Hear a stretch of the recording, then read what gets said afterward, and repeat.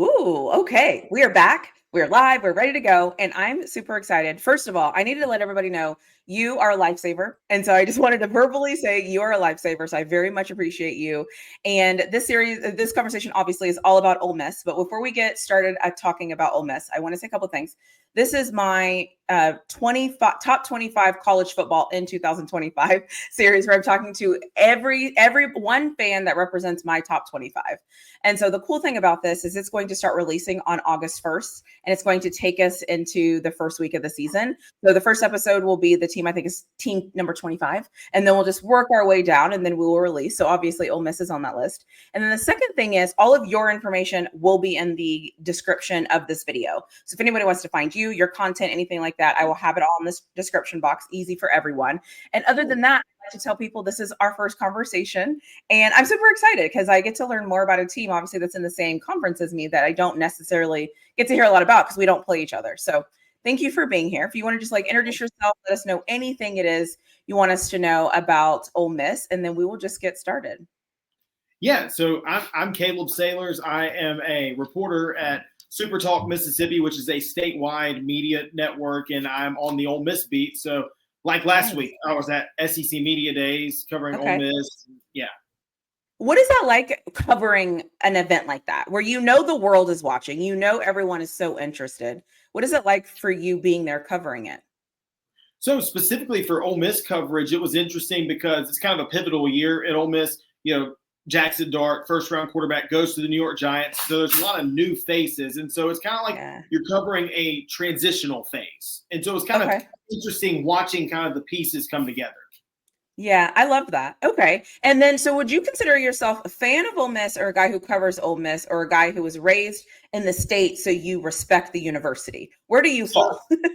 Kind of a hodgepodge of all three. So I grew up rooting for Ole Miss. I've been an Ole Miss fan a long time. But now that I'm in the media capacity, I've kind of put the fandom to the side and I want to cover everything objectively. I want people to know the cold, hard truth of what's going to happen or what I think without any bias attached to it. Okay. Good for you. I applaud you for that. Well, that's awesome. So having said that, how are you feeling about this 2025 season? What are your thoughts? I know you mentioned this is kind of a transition phase. What does that mean in your terms whenever you say that in regards to Ole Miss? So a lot of different outcomes could happen for Ole Miss this season. I think 8-4 is probably the floor for schedule-wise or record-wise. I think the team has potential to go 10-2, maybe even 11-1. I don't think that's going to happen, but it all hinges on sophomore quarterback Austin Simmons, who will be getting his first start as an SEC quarterback. He had been under Jaxson Dart's leadership for so long, but has been learning Lane Kiffin's offense for 3 years, and so he'll have all the tools, all the mechanics, all the understanding of the offense ready. It's just seeing if he can execute it. And then Ole Miss has a relatively new supporting cast at wide receiver, new faces at running back, new faces at offensive line. I mean, this is a team that returns just 4 starters, 2 on each side of the ball from last year. Okay. Wow. Interesting. What position did they play? So you got Terrion Perkins, who's a linebacker. Zayden Harris is a defensive lineman. On the offensive side of the ball, a couple of offensive linemen and a wide receiver. That's it. Yeah. Interesting. Okay. It's always interesting we know turnover's happening, but sometimes we don't understand the context of the turnover for every single team. So it's just interesting too, that I've learned through these conversations, some teams have very high returning production and some teams it's we really don't. We don't really know. We think they're going to be good, but we don't really know. Okay.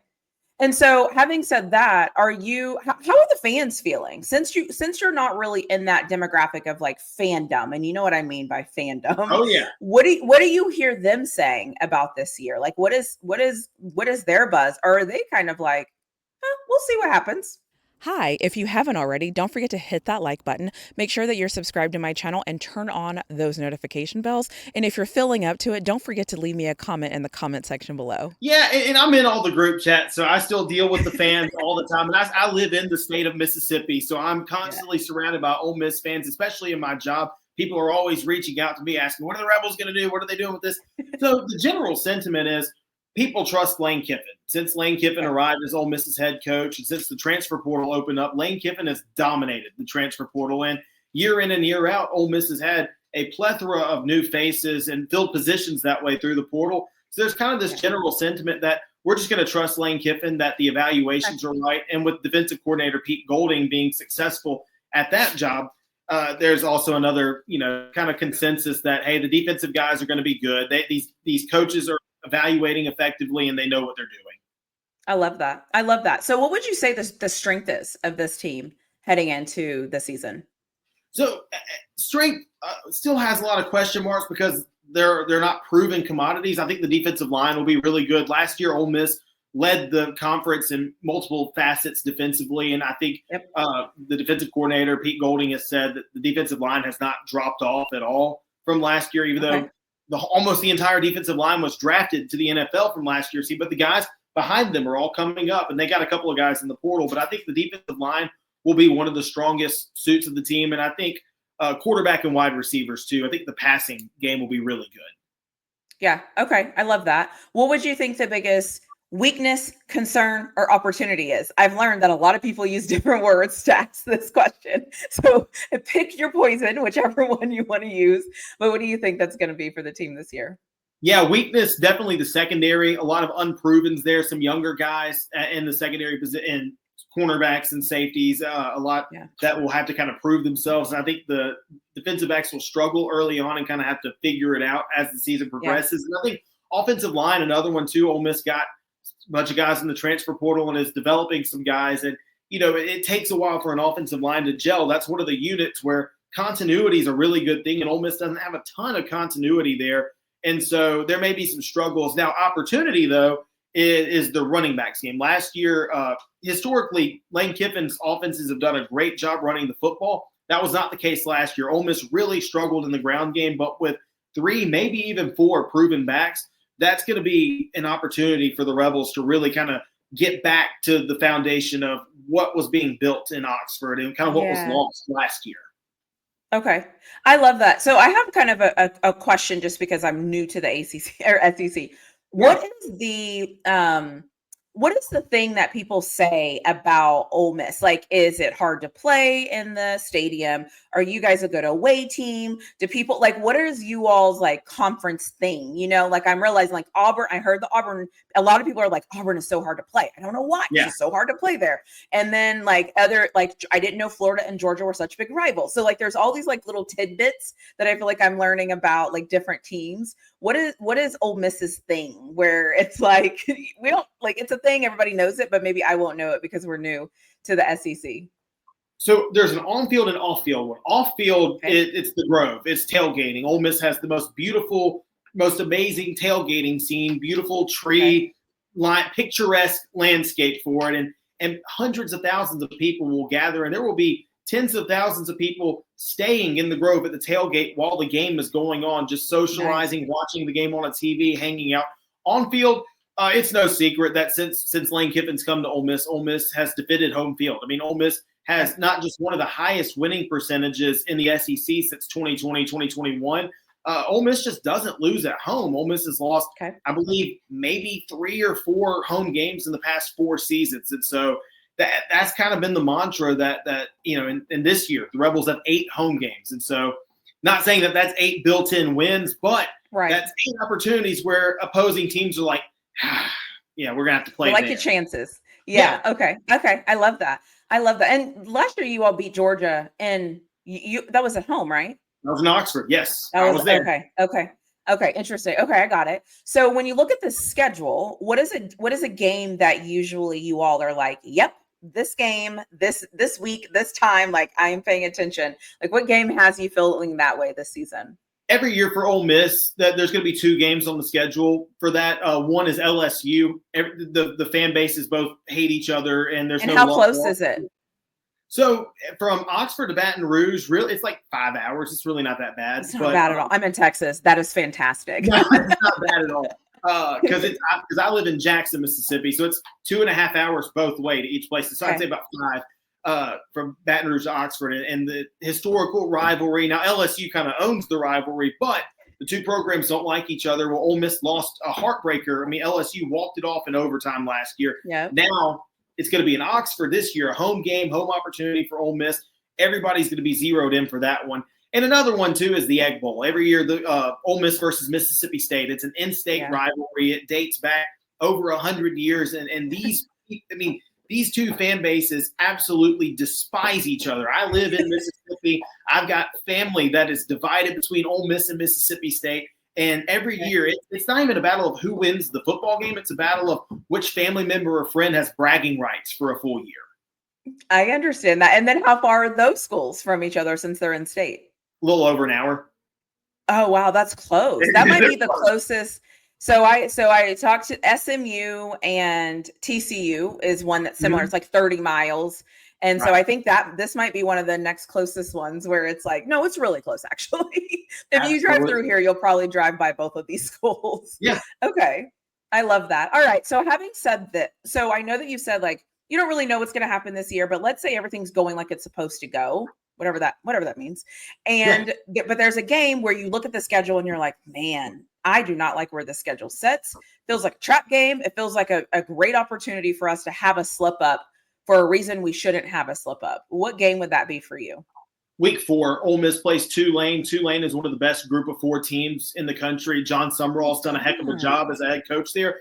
But it's not just the opponent. It's where that game is sandwiched. It's right between Ole Miss playing Arkansas at home and then LSU after that. So that Tulane game, and again, 2 seasons ago, Ole Miss went to New Orleans to play Tulane. And it was a game that now Ole Miss won by double digits, but it wasn't decided till late in the fourth quarter that Ole Miss was going to win that game. And that's a team that, again, likes to play spoiler, has a promising head coach who probably has a future in the SEC. And so position-wise, that's not a good place for that game to be because it's right there before that LSU game. But, yeah, that's definitely the trap game on the schedule. Yeah, that's a good one. You caught me off guard with that one. I like it. Okay, I like it. If there is anyone on this schedule that you were like, this, we have to beat this team. Like if this just goes off the rails and we're 7-5 or whatever, we're 7-4, but we have to beat this team. Who would that team be? Yeah, some might argue with me and say I'm not right in this, but being a native Mississippian, it's Mississippi State. I mean, Ole Miss can't lose that game. It's one of those where, you know, Lane Kiffin has been so dominant in the Egg Bowl. He's 4-1 in the game since taking over as Ole Miss's head coach. It's one where Ole Miss can just claim, assert, and maintain dominance in its state, which it helps with in-state recruiting because Mississippi's a hotbed for recruiting for talent. And it also just keeps Ole Miss above little brother. Yeah. That's definitely the one. Now, if it's a must-win game and 7-5 is on the line, that means the season kind of spiraled in a bad way, and that's salvaging the season. So I'd say must-win. You're like, oh, we have to win that one. Period. I don't care. I don't care what happens. Yeah. I know that you mentioned before earlier that you all really trust Lane Kiffin. Is that a collective group, or do you ever just hear things? Because I feel like Lane Kiffin is one of those coaches that is on a poach list, if that's a good way to put it, if I can say that. No, you're right. Do you all feel that as fans, or are you kind of like, oh, he's our guy, he's fine? Or how does that feel? Because listen, I'm a Texas fan, right? And like usually people don't come to us to poach our coaches to go somewhere else because it's kind of like, you want to stay, you want this, you know, whatever. I'm not going to compare schools, but you know what I mean? Well, Texas got money. Right. And so it's like usually where the school people want to get to as far as like if you poach from us, like you got to pay the guy like $15 million at this point. And if that's what you want to do, go do it, you know. But how is that? Do you hear that amongst the fans? Like, or is that something that is kind of like not talked about? Or do you ever feel it? Yeah, so there's an element of the fan base that does not trust Lane Kiffin. There's a small fraction of the fan base that doesn't even like Lane Kiffin. I'm not going to unpack all that. Well, that's fan is short. There's always very strong. Yeah, we won't talk about the outliers. We'll just talk about the majority of people. So the general sentiment, you know, in 2022, Ole Miss ended its season very poorly because the cat was out of the bag. Lane Kiffin was flirting with Auburn, and there was potential for. I mean, Auburn wanted Lane Kiffin to be its head coach, and the deal fell through. There's some minor details that I won't get into on that, but Kiffin ultimately stayed at Ole Miss, and since then, rumors about Florida circulated last year. Florida ended up keeping Billy Napier, but since then, though, Lane Kiffin has had not one but both of his parents pass away in Oxford, and his entire family has moved there. His daughter goes to Ole Miss. His son is going to be going to Oxford High School playing football Oh, I there. didn't know that. Okay. His brother's on staff as an analyst at Ole Miss, and his whole family's there. And Lane Kiffin's, the mother of his children, has moved to Oxford. So his entire family, the whole nucleus of Kiffin's, is in Oxford. And so, in the way he's been speaking about the town and the community, it doesn't appear that he's going anywhere. Now, if an NFL job opens up, I think everybody would be like, Lane, you're foolish not to leave. But I think the same would be said for Steve Sarkisian or any other coach. When an NFL job opens up, that's one thing. But barring that, the opportunities for Lane to go elsewhere don't really seem to be opening up. And the position he's at Ole Miss, where he's, a top 10 paid head coach in the country, he's got all the resources and amenities, his whole family there. It really doesn't look like he's looking to leave at this point. Okay. I love that. That's good to know. Like I said, I feel like once college football starts, we're all in our little areas, so we don't hear we don't hear the little things. Like I'll hear about players and plays, but I won't hear about, all of those other things. Mm-hmm. And I was just curious. So I love that. So if you could get one player from college football all over any team, any player, what one player would you love to be on Ole Miss's roster right now? Any top-rated defensive back or safety. Any highly touted defense. I know Georgia and Alabama have a plethora of them. Just give me any of those picks of the litter. I'll take one and put those on this Rebel secondary. Okay. Would you like a couple of them, or are you okay with just one? Or are you like, give me about 3 of them? Yeah, give me about 2 or 3 of them at least, and maybe a guy like Caden Proctor on the offensive line too. From Alabama. One of those guys. Love it. But definitely, those are the positions of need going into this season. And so, I mean, just any top-rated defensive back or safety. I respect it. Okay. Is there anything else we should know about Ole Miss, like heading into the season, that maybe you wanted to mention here, that you want to bring up, or something really? I feel like, correct me if I'm wrong, but I feel like when you cover a team, even if you're a fan, there's still some things that you kind of think about and you're like, I don't know what that's going to really look like. What are those things for you as you're kind of thinking about this season? And quite frankly, it's getting very, very, very, very close. I know we're going to blink and the show will be over. Then kickoff for opening week 1 or week 0 will start. Then week 1 will feed in. And no, if there's one specific thing, and it's something that's been playing over in my mind over and over. I actually wrote a full story about this at SEC Media Days.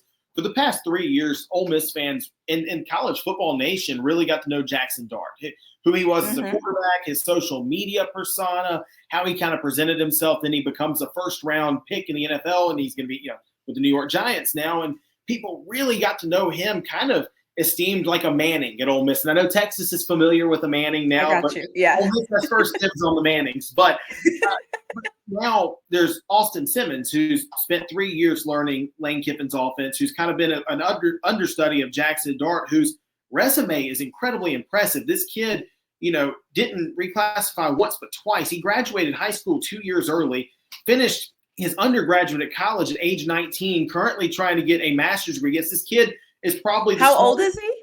He's 19 years old, and he's already got an undergraduate degree. He's working on his master's. He is one of the most impressive human beings I've ever talked to. And in an age of NIL and players trying to brand themselves, market themselves for money, right? I mean, that's the bottom line.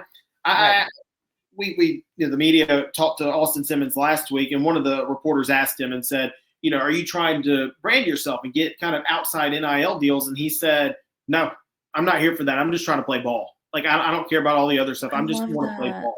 And I really think, and I asked Lane Kiffin this during his floor speech at SEC Media Days, and I asked Austin Simmons this as well, what people should know about Austin Simmons going into this season. And honestly, the only answer that I really got was that he's been working really hard in the offseason, that he really doesn't care about all the hype or anything surrounding him. He just wants to go out there, play football. And his teammates have even said he's been, he's more reserved in the media setting or in the public, but in private, in practices, team meetings, he's not afraid to assert himself vocally and just as a leader, but everything he does, he backs up. And so this is a kid that was a 4-star quarterback out of high school that was pretty highly recruited, flipped from Florida to go to Ole Miss, that people have gotten to know who he is, that, he's a left-handed quarterback, that he's very smart. He's graduated college early, but we really haven't seen other than one incredible drive against Georgia where he led Yeah. the first touchdown drive of the game when Dart got hurt.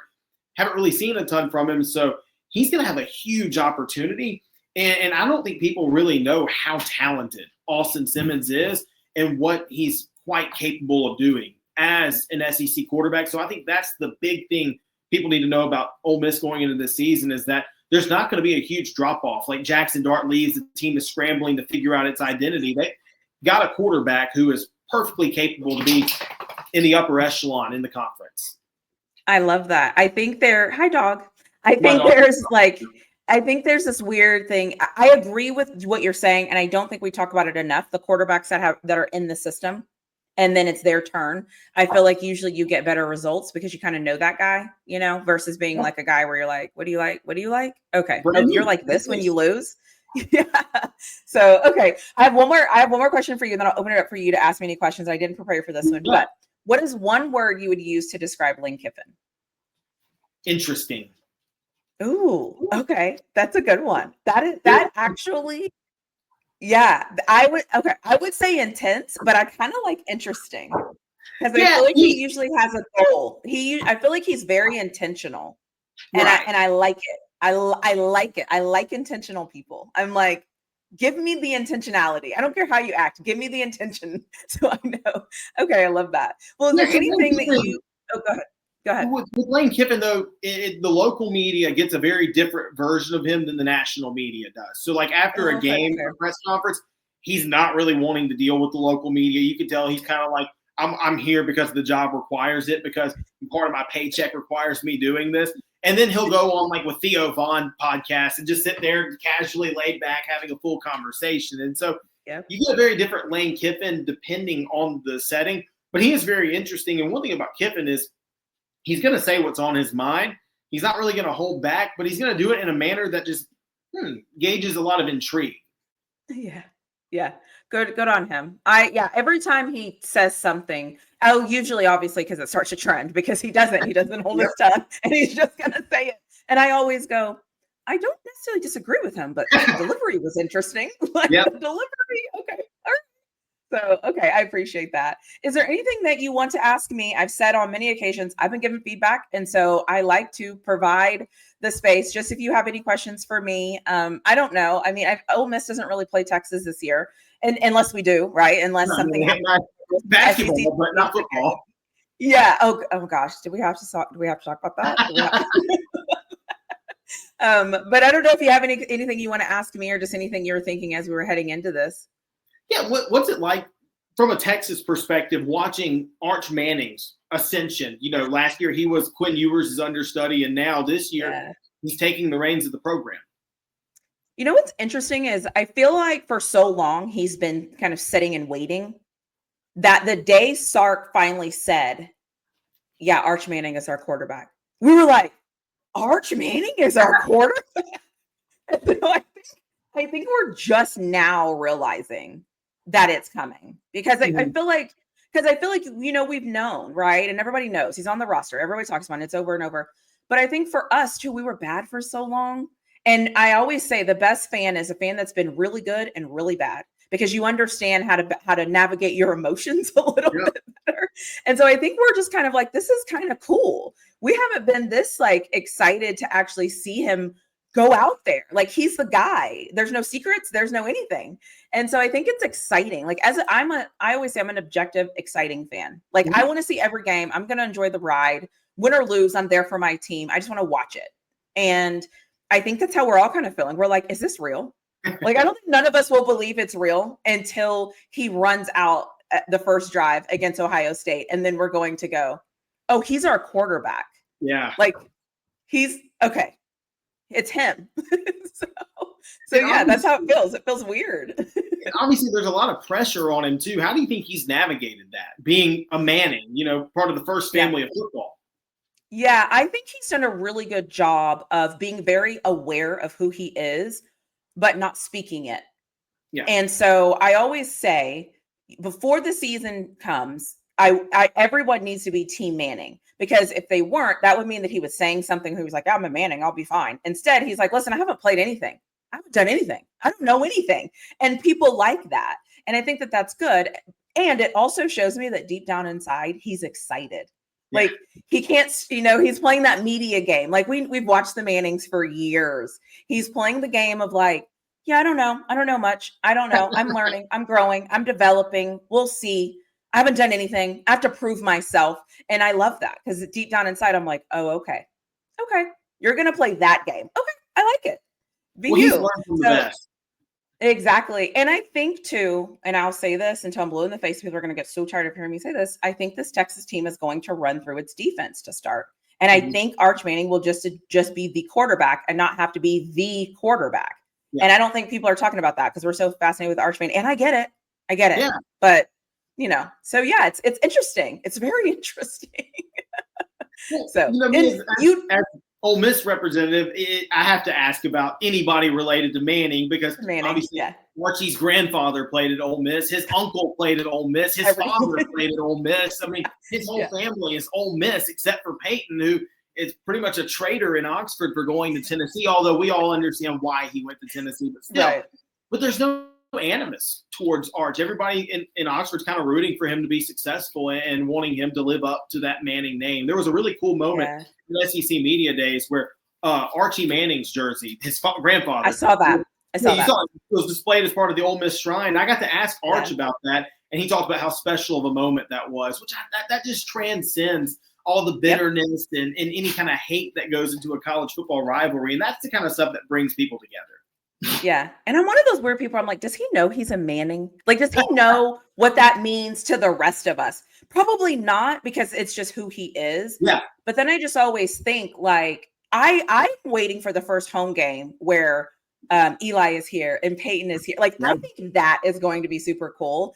And then the other thing I'll say, now I'm kind of on an Arch Manning rant, but I feel like I always say next season, when he comes back, that's a different conversation for a different day, is I cannot wait to see who Texas plays because there's so many stories, right? There's an Ole Miss story. There's a Tennessee story. There's an A&M story. Arkansas hates us. They're trying to make Florida or Georgia our rival. It's like all of the schools in the SEC are like, we want them. LSU's pissed. They didn't go to LSU. And so I'm like, what is our schedule going to be next year? So anyways, I thank you for asking. And yeah, it's weird. It's definitely weird, but what can you do? It just is. And then everyone's going to get pissed at me the first video I make where I'm like, Arch Manning was terrible. Like, what was he doing in that throw? People are going to be like, don't talk about him. He created football. You got to call a spade a spade. Yeah, it is what it is. If you didn't look good, you didn't look good. And you can win ugly. And I will say it. That was not ugly. That was not pretty. What was that? It was ugly, but it was a win. I'll always take the win. Anyways, well, thank you for joining me. I very much appreciate this conversation, connecting with you, the power of people. Oh, hi. My dogs are going cuckoo right now. I love it. They're like, who's that voice? I hear it. Is there anything else you want to end with? And then whatever you end with, I will end with you because I think it's fun when my guests get to have the last word. No, I do look forward to, speaking of Texas getting to play different teams in the future, I do look forward to a potential Ole Miss and Texas matchup, not even just for the Manning storyline, but I do think, these teams have played each other not too terribly far in the past. And, Texas got the better of Ole Miss in Oxford, and Ole Miss got the better of Texas in Austin, and kind of see that reinvigorated. Lane Kiffin and Steve Sarkisian know each other well. And so I do think that would be really cool to see the SEC explore potential new, not even rivalries, but just matchups. Yeah. Who is Ole Miss's rival? Did I ask you that? Mississippi State and LSU. Mississippi State and LSU. Okay, cool. You did say that. I was just thinking, I'm just learning so much. I feel like I need to go back to school and study the SEC at this point.